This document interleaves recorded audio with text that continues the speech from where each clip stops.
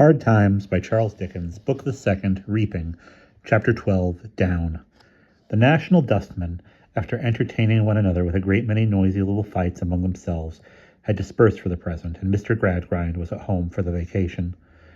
He sat writing in the room with the deadly statistical clock, proving something, no doubt, probably in the main, that the Good Samaritan was a bad economist. The noise of the rain did not disturb him much, but it attracted his attention sufficiently to make him raise his head sometimes, as if he were rather remonstrating with the elements. When it thundered very loudly, he glanced toward Coketown, having it in his mind that some of the tall chimneys might be struck by lightning.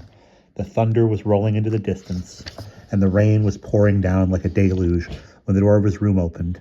He looked round the lamp upon the table, and saw with amazement his eldest daughter. "Louisa!" "Father, I want to speak to you."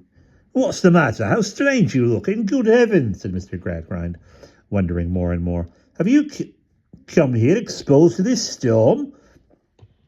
She put her hands to her dress, as if she hardly knew. "Yes." Then she uncovered her head, and letting her cloak and hood fall where they might, stood looking at him so colourless, so dishevelled, so defiant and despairing, that he was afraid of her. "What is it, I conjure you, Louisa? Tell me, what is the matter?" She dropped into a chair before him and put her cold hand on his arm. "Father, you have trained me from my cradle?" "Yes, Louisa." "I curse the hour in which I was born to such a destiny." He looked at her in doubt and dread, vacantly repeating, "Curse the hour? Curse the hour? How could you give me life and take from me all the inappreciable things that raise it from the state of conscious death? Where are the graces of my soul? Where are the sentiments of my heart? What have you done, O Father? What have you done with the garden that should have bloomed once in this great wilderness here?" She struck herself with both her hands upon her bosom. "If it had ever been here, its ashes alone would save me from the void in which my whole life sinks. I did not mean to say this, but, Father, you remember the last time we conversed in this room?" He had been so wholly unprepared for what he heard now that it was with difficulty he answered, "Yes, Louisa." "What has risen to my lips now would have risen to my lips then if you had given me a moment's help. I don't reproach you, Father. What you have never nurtured in me, you have never nurtured in yourself. But, oh, if you had only done so long ago, if you had only neglected me, what a much better and much happier creature I should have been this day." On hearing this, after all his care, he bowed his head upon his hand and groaned aloud. "Father, if you had known, when we were last together here, what even I feared while I strove against it, as it has been my task from infancy to strive against every natural prompting that has arisen in my heart, if you had known that there lingered in my breast sensibilities, affections, weaknesses capable of being cherished into strength, defying all calculations ever made by man, and no more known to his arithmetic than his Creator is, would you have given me to the husband whom I am now sure that I hate?" He said, "No, no, my poor child." "Would you have doomed me at any time to the frost and blight that have hardened and spoiled me? Would you have robbed me for no one's enrichment, only for the greater desolation of this world, of the immaterial part of my life, the spring and summer of my belief, my refuge from what is sordid and bad in the real things around me, my school in which I should have learned to be more humble and more trusting with them, and to hope in my little sphere to make them better?" "Oh, no, no, no, Louisa." "Yet, Father, if I had been stone blind, if I had groped my way by my sense of touch, and had been free, while I knew the shapes and surfaces of things, to exercise my fancy somewhat in regard to them, I should have been a million times wiser, happier, more loving, more contented, more innocent and human in all good respects than I am with the eyes I have now. Hear what I have come to say." He moved to support her with his arm. She, rising as he did, they stood close together, she with a hand upon his shoulder, looking fixedly in his face.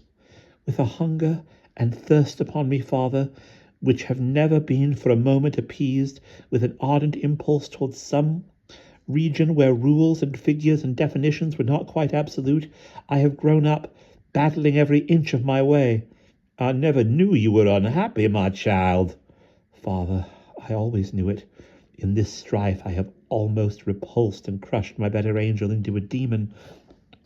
What I have learned has left me doubting, misbelieving, despising, regretting what I have not learned, and my dismal resource has been to think that life would go by, and that nothing in it could be worth the pain and trouble of a contest.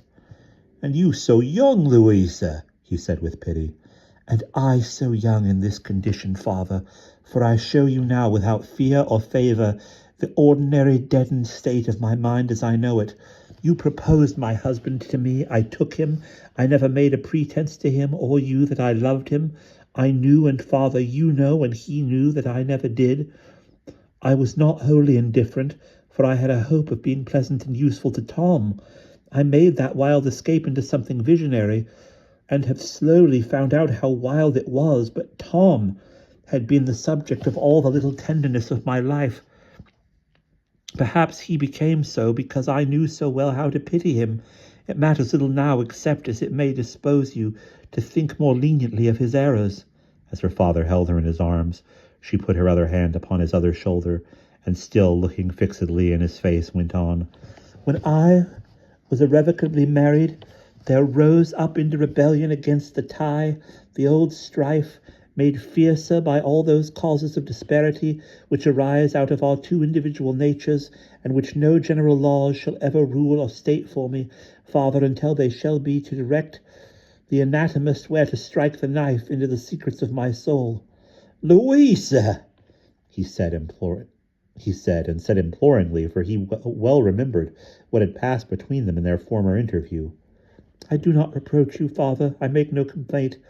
I am here with another object. What can I do, child? Ask me what you will.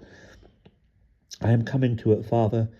Chance then threw into my way a new acquaintance, a man such as I had had no experience of, used to the world, light, polished, easy, making no pretences, avowing the low estimate of everything that I was half afraid to form in secret, conveying to me almost immediately, though I don't know how or by what degrees, that he understood me and read my thoughts.